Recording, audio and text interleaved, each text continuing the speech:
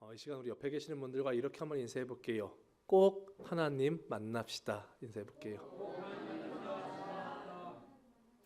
오늘 예배 시간에 여러분들이 하나님을 못 만나시면요, 여러분들은 아주 큰 상처를 받게 되실 것입니다. 그래서 오늘은 꼭 하나님을 만나셔야 돼요. 그래야지만 은혜를 받으실 수가 있습니다. 오늘 이 선포되어지는 말씀, 그리고 오늘 예배 시간에 꼭 하나님을 모두 만나신 여러분들 모두가 되시기를 주님 이름으로 축원드립니다. 우리 기도하고 말씀 선포하도록 하겠습니다. 하나님, 이 시간 하나님의 말씀이 선포되어집니다. 예수님께서 공생애를 시작하셨을 때 가장 먼저 선포하셨던 그 말씀, 동일한 그 말씀이 선포되어집니다. 이 말씀 가운데 주님 역사하여 주시고 사람의 생각이나 말이나 감정으로 선포하지 않게 하시고 온전히 하나님의 말씀으로 선포되게 하여 주셔서 전하는 자나 듣는 자나 모두 말씀 안에서 삶이 변화되어 거듭날 수 있는 은혜를 누릴 수 있도록 하나님 역사하여 주시옵소서. 감사합니다. 예수님 이름으로 기도드립니다. 아멘. 오늘 말씀의 제목이 뭔가요? 우리 옆에 계시는 분들과 한번 여쭤보고 인사해 볼까요? 당신은 거듭나셨습니까? 대답을 하셔야죠. 인사하셨으니까. 예. 진지하게 대답을 하셔야 됩니다. 진지하게. 거듭남이, 이 거듭났다는 말은요, 다시 태어났다라는 뜻입니다. 이 거듭났다는 것을 잘 설명해 주는 시간편이 있어요. 이주연 목사님의 거듭났다는 것은이라는 시인데요, 딱 두 구절밖에 없습니다.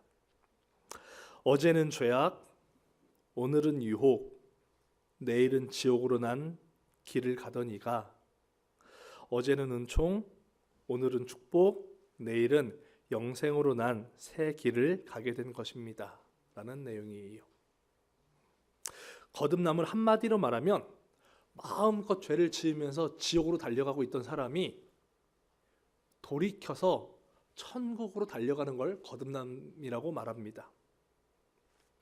거듭난 사람은 삶의 목적과 가치와 방향이 나 중심에서 하나님 중심으로 바뀐 사람을 거듭난 사람이라고 말합니다. 이걸 기억해가면서 다시 한번 옆 사람과 인사합니다. 당신은 거듭나셨습니까? 대답해 보시죠. 한 번 더 여쭤볼게요. 진지하게. 당신은 진짜 거듭나셨습니까? 여러분들이 거듭나셨다면요, 삶에 반드시 변화가 있어야 됩니다. 변화로 증명이 되어야 합니다. 오늘 예배를 통해서 이 자리에 있는 모든 성도들이 정말 하나님께서 보실 때 온전히 거듭난 모든 성도님들이 되시기를 주님 이름으로 축원드립니다. 오늘 본문은 두 구절밖에 되지 않습니다. 참 짧습니다. 내용도 간단합니다. 오늘 본문은 두 그룹의 사람들을 소개하는 게 내용의 전부입니다. 그 두 그룹 중 첫 번째 그룹은 세리와 죄인들의 그룹이었습니다. 이들은 자신의 욕심을 채우기 위해서, 자신이 성공하기 위해서, 자신이 편하게 살기 위해서 다른 사람에게 손해를 주고 상처를 주고 피해를 주는 것을 아무렇지도 않게 생각했던 사람들입니다. 그리고 이들은 자신들이 불편하기 때문에 사회의 법을 지키지 못하는 것을 당연하게 여겼던 사람들입니다. 그래서 사람들은 이들을 싫어했고 이들을 죄인이라고 불렀습니다. 또 다른 그룹이 있습니다. 그들은 바리새인과 서기관 그룹입니다. 이들은 율법을 철저히 지키는 사람들입니다. 그냥 지키는 게 아니에요. 율법을 읽는 게 아니라 외우는 사람들이에요.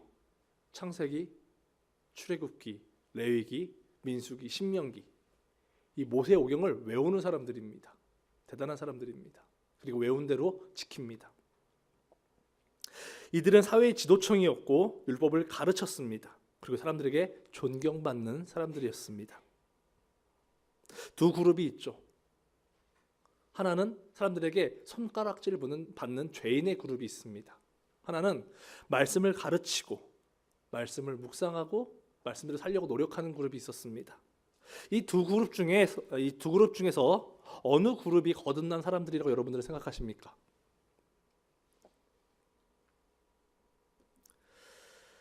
두 그룹 중에서 거듭난 그룹은 아이러니하게도 세리와 죄인들의 그룹입니다.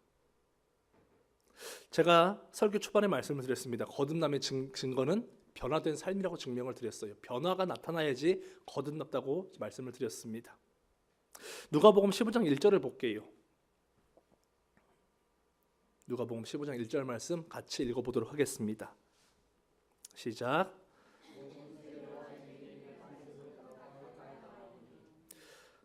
세리와 죄인들이 보여주고 있는 모습은 딱 하나밖에 없어요. 그 모습이 뭐예요? 말씀을 들으러 나온 거예요. 이들이 어떤 사람이라고 설명을 드렸어요? 법도 없고 양심도 없고 도덕도 없고 자기들 욕심 채우는 데만 급급해서 오직 돈과 성공만을 위해서 따라가던 사람들이 지금 어떻게 해요? 하나님의 말씀을 듣겠다고 나온 거예요. 이게 변화라는 겁니다. 돈만 따라가던 사람이, 성공만 따라가던 삶이, 자기 중심적으로 따라가던 삶이 하나님의 말씀을 듣겠다고 나온 거예요. 이게 변화입니다. 그리고 그 중에서 가장 대표적인 사람이 세리장 삭개오입니다. 예수님을 만나기 전 삭개오는, 변화되기 전, 거듭나기 전에 삭개오는 돈이 최고였어요. 그래서 이 돈 때문에 참 많은 사람들에게 인정받지 못하고 상처를 주는 삶을 살았습니다. 그런데 예수님을 만난 다음에, 거듭난 다음에 삭개오는 그 전엔 돈이 최고였는데 이제는 그 돈을 나눠주는 사람으로 바뀝니다. 거듭나기 전에는 돈을 모으는 사람이었는데 거듭난 다음에는 돈을 나눠주는 삶으로 삶의 방향이 바뀌어요. 이게 거듭남이라는 겁니다. 세리와 죄인들은 양심보다 법보다 삶의 성공이 최고였던 사람들인데 이들이 오늘 본문을 보니까 그 모든 것을 내려놓고 하나님의 말씀을 들으러 나왔다는 거예요. 이게 삶이 변화된 모습입니다. 반면에 오늘 바리새인과 서기관들이 보여주는 모습은 좀 다른 모습을 보여줍니다. 누가복음 15장 2절 말씀입니다. 2절 말씀 같이 읽어봅니다. 시작.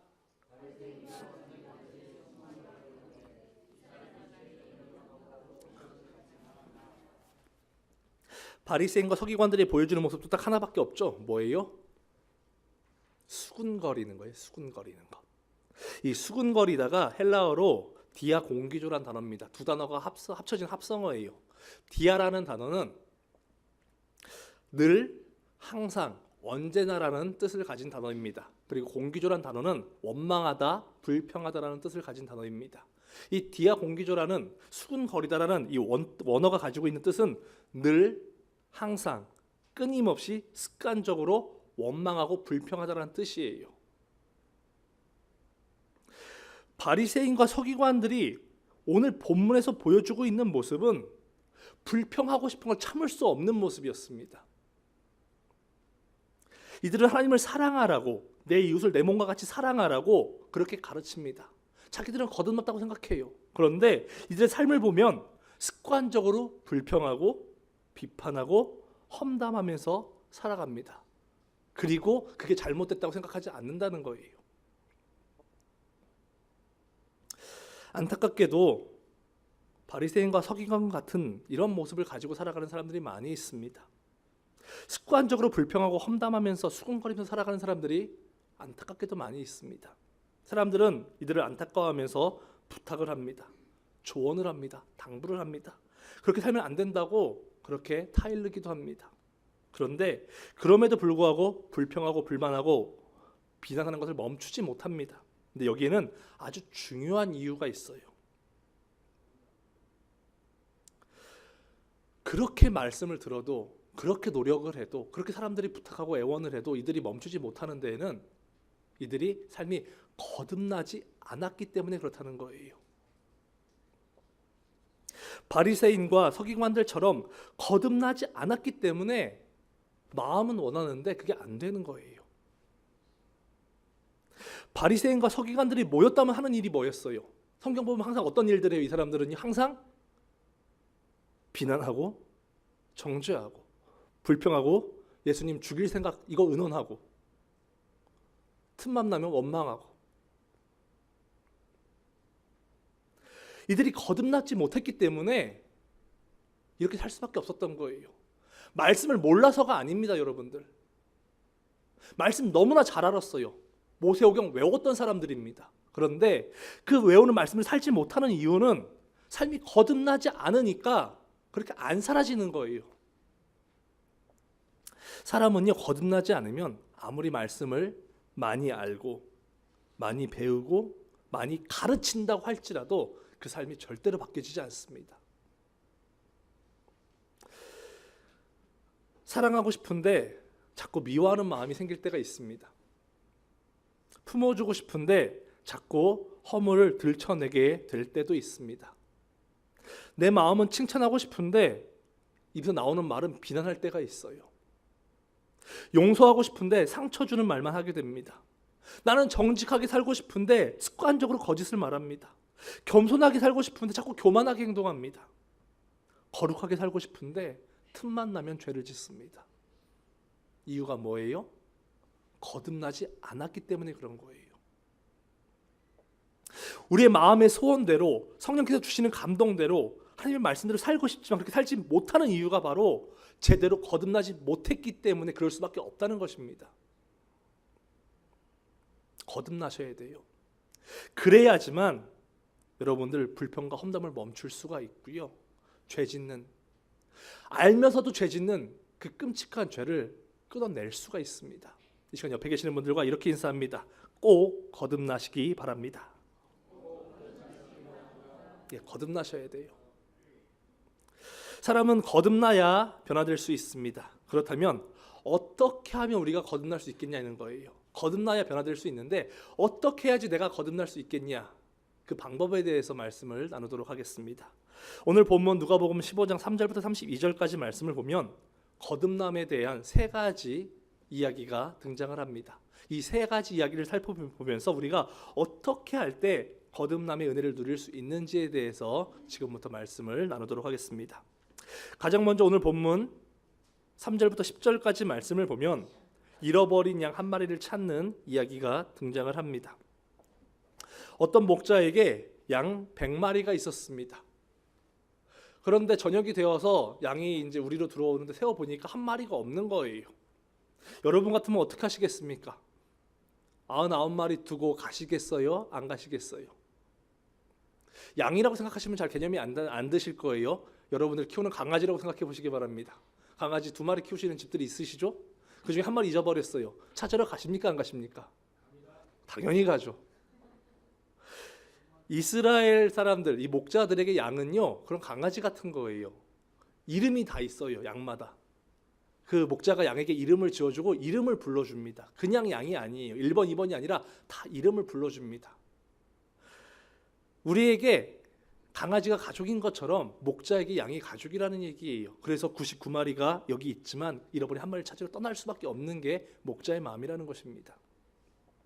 목자는 잃어버린 양을 찾기 위해서 그 황량한 들판을 이제 헤치고 다닙니다. 험한 길도 있었을 것이고 위험한 길도 있었을 것입니다.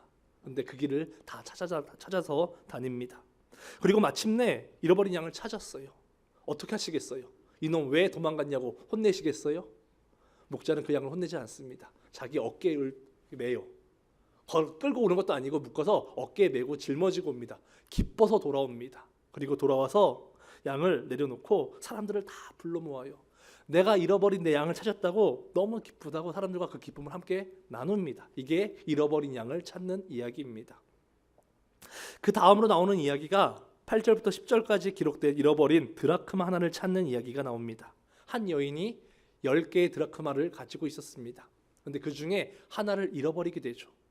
근데 이 드라크마가 데나리온과 같은 화폐 단위입니다. 데나리온은 노동자 하루 품삯인데 오늘날 이 미국의 기준으로 계산하면 한 100불 정도 된다고 여러분들 이해하시면 됩니다. 여러분들 1000불을 가지고 있었어요. 많은 돈을 가지고 있었습니다. 근데 그 중에 100불을 잊어버렸어요. 그럼 찾으세요? 안 찾으세요? 안 찾으실 분은 제가 가서 대신 찾아드릴게요. 당연히 찾죠. 여인이 그랬습니다. 여인이 후레쉬 켜들고 집안 곳곳이 다 찾고 다니는 거예요. 다 빗자루 쓸면서 이 돈을 찾으러 다녔습니다. 동전이었으니까요. 그리고 마침내 그 잃어버린 돈을 찾아냅니다. 얼마나 좋았겠어요. 너무 좋아서 이 여인이 친구들을 불러 모으는 거예요. 그리고 밥을 사주면서 얘기합니다. 내가 잃어버린 줄 알았던 이 돈을 찾아서 너무나 기쁘다. 그래서 내가 한턱 냅니다 하면서 그 기쁨을 나누고 있습니다. 충분히 이해할 수 있는 상황이에요. 마지막으로 등장한 이야기가 11절부터 32절에 기록된 돌아온 탕자 이야기입니다. 한 부자 아버지에게 두 아들이 있었습니다. 근데 그 중에 둘째 아들이 망나니에 철딱서니가 없는 아들이었어요. 하루는 이 못된 아들이 아버지에게 이렇게 말합니다. 아버지, 유산을 상속해 주십시오. 아버지가 상속해 주지 않다 땡깡을 부려요. 아버지, 유산을 상속해 주십시오. 그런데 여러분들, 유산이 뭐예요?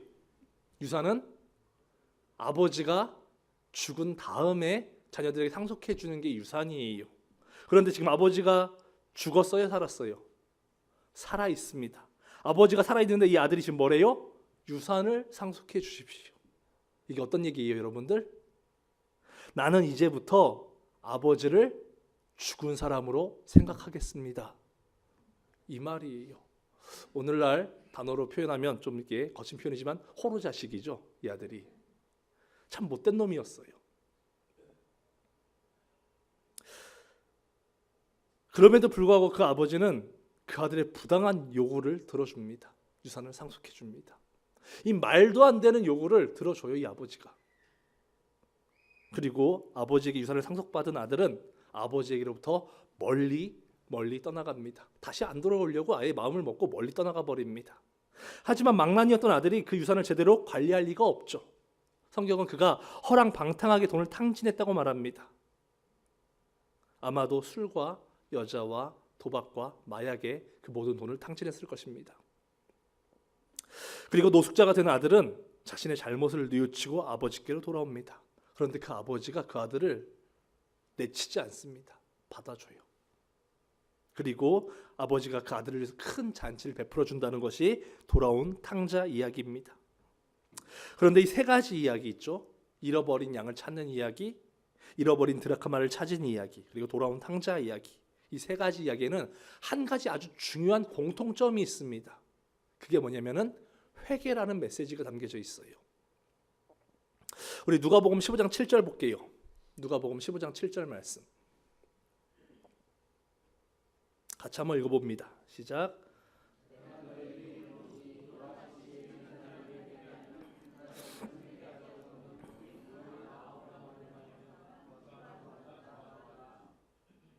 이와 같이 죄인 한 사람이 회개하면, 이 이와 같이가 뭐예요? 잃은 양이 돌아온 거예요. 잃은 양을 찾아온 겁니다. 잃은 양을 찾은 이야기에서 죄인 한 사람이 회개하면 하나님께서 기뻐하십니다라는 것을 결론으로 짓습니다. 그 다음에 누가복음 15장 10절 같이 읽어요. 시작.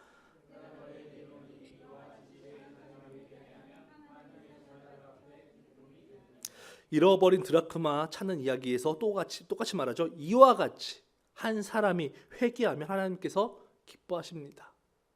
잃어버린 드라크마 이야기의 핵심도 회개하라는 얘기예요. 그리고 누가복음 15장 21절 봅니다. 누가복음 15장 21절 같이 읽어요. 시작.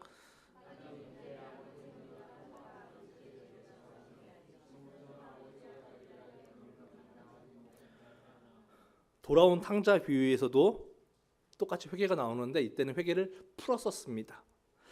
내가 하늘과 아버지께 죄를 지었사오니, 이건 회개를 길게 풀어 쓴 거예요. 회개를 고백하는 겁니다.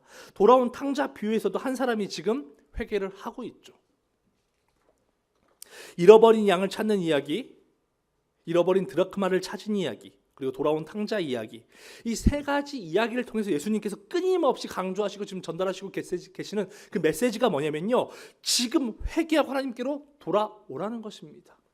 얼마나 죄를 많이 지었는지 비판하고 계시는 이 메시지가 아니고요, 죄 지은 거 다 덮어주실 테니까 회개하고 지금 돌아오라는 얘기예요. 이 메시지를 지금 선포하시고 계십니다. 그리고 오늘 본문 돌아온 탕자 이야기를 보면 왜 예수님께서 이렇게 안타까운 마음을 가지고 회개를 강조하실 수밖에 없었던 그 다급한, 그 간절한 마음이 무엇인지를, 그 이유가 무엇인지를 우리는 발견할 수가 있습니다. 회개하기 전에 탕자가 어떤 사람이었어요, 여러분들?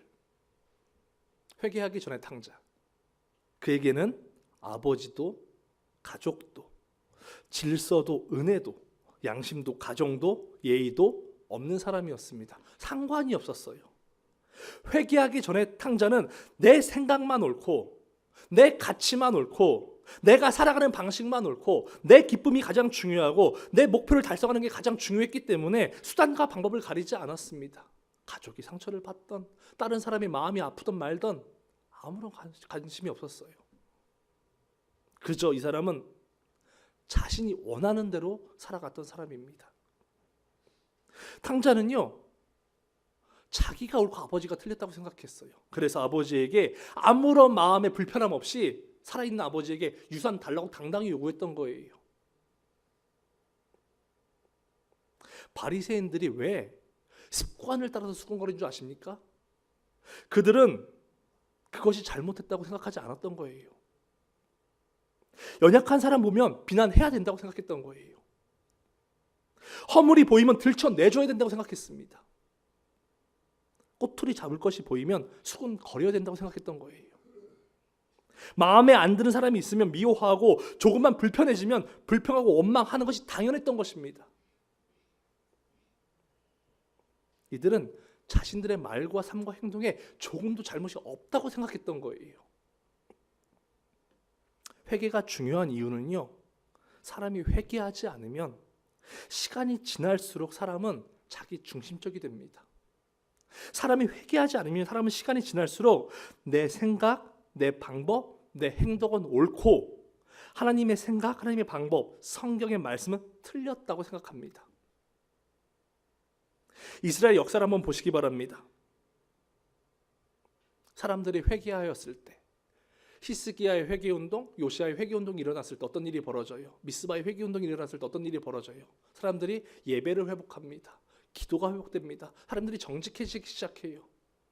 사람들이 회개할 때는 죄에 대해서 민감하게 반응합니다. 그런데 회개하지 않을 때 어떤 일이 벌어져요?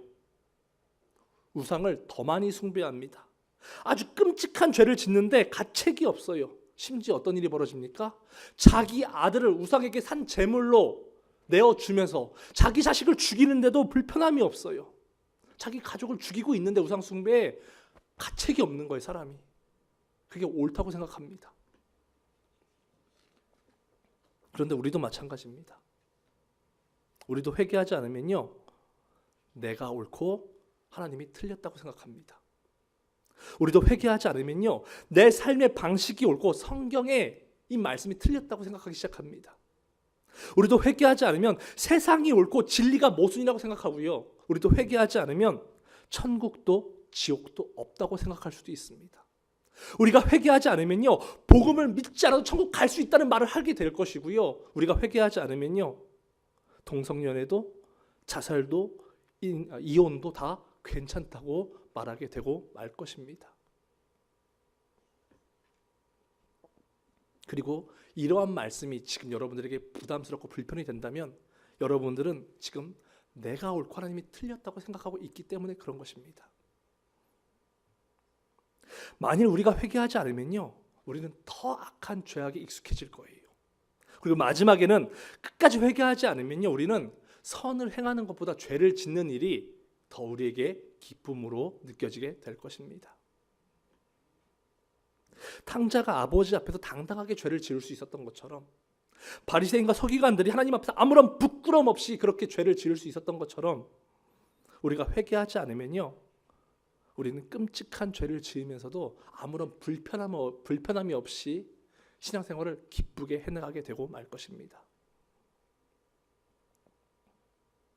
하지만 우리가 돌이켜서 회개하면 우리 삶을 바뀌어질 수가 있어요. 탕자가 죄를 회개한 다음에 그 삶이 변화가 나타나기 시작합니다. 누가복음 15장 18절부터 19절 말씀 같이 한번 읽어보겠습니다. 탕자의 그 심정을 여러분들 마음에 한번 느껴보시면서 누가복음 15장 18절 19절 말씀 같이 한번 읽어봅니다. 시작.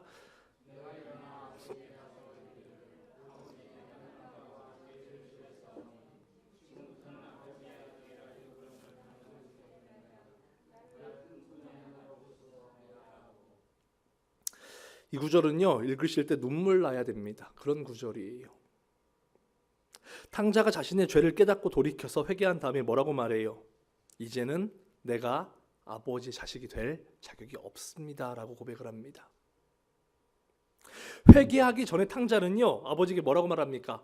아버지는 내 아버지가 될 자격이 없습니다 이렇게 말했던 사람이에요. 근데 이 사람이 회개한 다음에 어떻게 해요?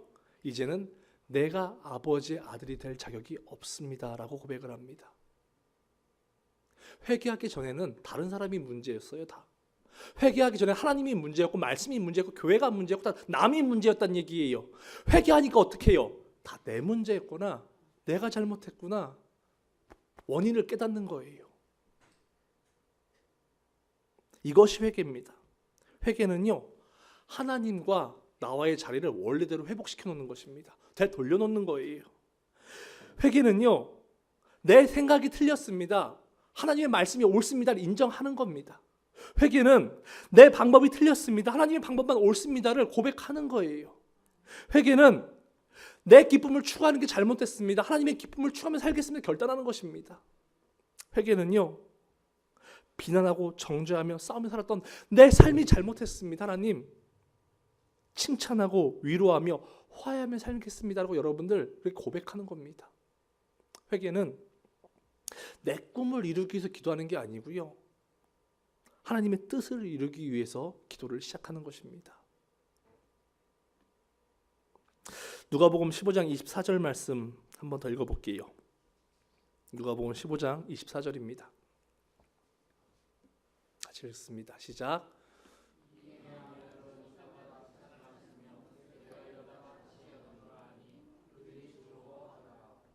아버지가 뭐라고 말해요? 지금 내 아들이 죽었다가 다시 살아났다. 이 죽었다가 다시 살아났다는 표현이 뭐예요? 거듭났다라는 표현입니다. 거듭났다.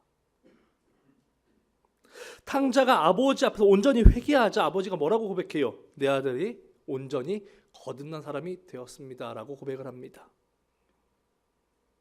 거듭남은요, 회개할 때만, 거듭남은 회개할 때만 얻을 수 있는 은혜라는 거예요. 사람들이 생각합니다. 교회를 오래 다니면, 일단 교회 다니기 시작하면 때가 되면 언젠가 사람이 거듭나겠지. 사탄의 거짓말이에요, 여러분들. 그렇지 않습니다. 성경을 많이 읽다 보면 언젠가 때가 되면 깨닫고 거듭나겠지. 아니요, 안 그래요. 바리새인들이, 서기관들이 성경을 몰라서 이렇게 살았어요. 그들은 성경을 외웠던 사람들입니다. 아무리 많이 읽어도 성경을 거듭날 수 없다는 얘기예요. 기도를 오래 한다고 해서 거듭날 것 같습니까? 바리새인들 일주일에 2번씩 금식 기도했던 사람들입니다. 남들보다 열심히 봉사하면 언젠가 은혜 부어주셔서 거듭나겠지. 착각이란 얘기예요. 40일 금식 기도 같은 거 하면 거듭날 수 있을까? 그렇지 않습니다. 우리가 거듭날 수 있는 방법은 딱 한 가지밖에 없는데 그건 회개예요. 내가 틀렸습니다, 하나님만 옳습니다, 내 생각이 틀렸고 내 방법이 틀렸고 내가 지금까지 살아왔던 이 모든 것들이 잘못됐습니다, 하나님 나를 용서해달라고, 이 고백이 있을 때만 우리가 거듭날 수 있습니다. 다른 방법은 하나도 없어요.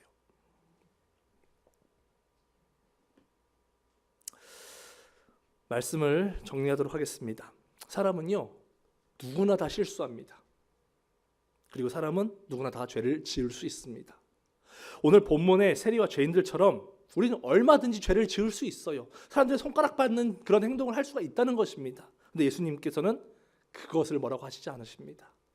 탕자의 아버지가 하나님의 모습을 보여주는 그 예로 등장한 것인데, 탕자의 아버지가 그 아들의 죄를 비난합니까? 그게 아니란 얘기예요. 하나님의 관심은 얼마나 과거에 많은 죄를 지었냐가 아니라 지금 회개하라는 것입니다. 지금 회개하라는 것. 그게 잘못이니까 지금 그 죄를 깨닫고 제발 좀 회개하고 돌아오라는 거예요. 죄를 깨닫지 못하는 것, 이게 제일 불쌍한 거예요. 그리고 죄를 깨닫지만 멈추지 못하는 사람 또한 불쌍한 사람입니다. 이러한 신앙생활에는 소망이 없어요, 여러분들. 여러분들 진심으로 거듭나기 원하신다면요, 이 시간 성령님께서 여러분들 마음을 불편하게 만드시는 모든 죄악들을 다 철저히 털어놓고 눈물로서 회개하시기를 부탁드립니다. 사람에게 죄 지었으면요, 사람에게 사과하십시오. 하나님께 죄 지었으면 하나님 앞에 회개하셔야 됩니다.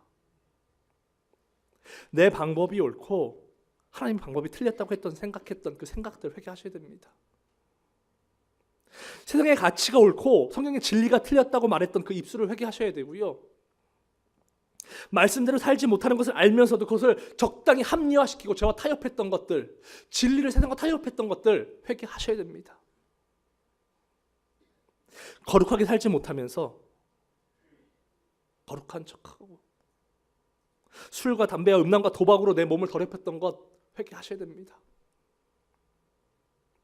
예배에 나오면서 그 예배를 준비하지 못하고 아무런 기도의 준비가 없이 예배에 나와서 몸과 마음, 영혼 하나님 앞에 집중하지 못했던 예배 드린 것 회개하셔야 됩니다. 하나님보다 돈을 더 사랑하고 직분보다 직장을 더 소중히 여겼던 삶을 회개하셔야 됩니다. 칭찬하고 위로하고 격려하기보다 비판하고 헐뜯 험담했던 입술을 회개하셔야 됩니다. 하나님의 영광을 높이지 못하고 나를 높이고 내 영광을 자랑했던 그 교만을 회개하셔야 됩니다. 그래야지 거듭날 수 있어요. 이 모든 죄악 중에 하나라도 마음에 불편한 게 있다면요, 그거 놓고 회개하셔야 됩니다. 그래야지 삶이 변화될 수 있습니다. 내가 틀렸다는 것을 인정하지 못하면요, 내 삶의 방식이 잘못됐다는 것을 인정하지 못하면 절대로 삶은 변화되지 않습니다. 오직 내가 틀리고 하나님이 옳다는 것을 인정할 때만 성도는 변화될 수 있습니다. 정말 우리의 신앙생활이 변화도 없고 성숙함도 없고 기쁨도 없이 그렇게 마른 막대기와 같은 신앙생활을 살아가고 있다면 이 시간 여러분들 회개하시고 그 참된 회개를 통해서 기쁨과 은혜가 넘치는 삶에 정말 변화가 나타나는 그런 신앙생활을 해나가는 여러분들 모두가 되시기를 주님 이름으로 축원드립니다. 돌아온 탕자처럼 참된 회개를 할 때만이 성도의 삶이 변화될 수 있다는 이 말씀을 기억하시고, 성령께서 죄를 깨닫게 하실 때마다 무릎 꿇어 회개함으로 말미암아 삶의 거듭남을 이루어가는, 삶의 온전한 거듭남을 여러분들 이루어가는 여러분들 모든 삶이 되어주시기를 주님 이름으로 축원드립니다.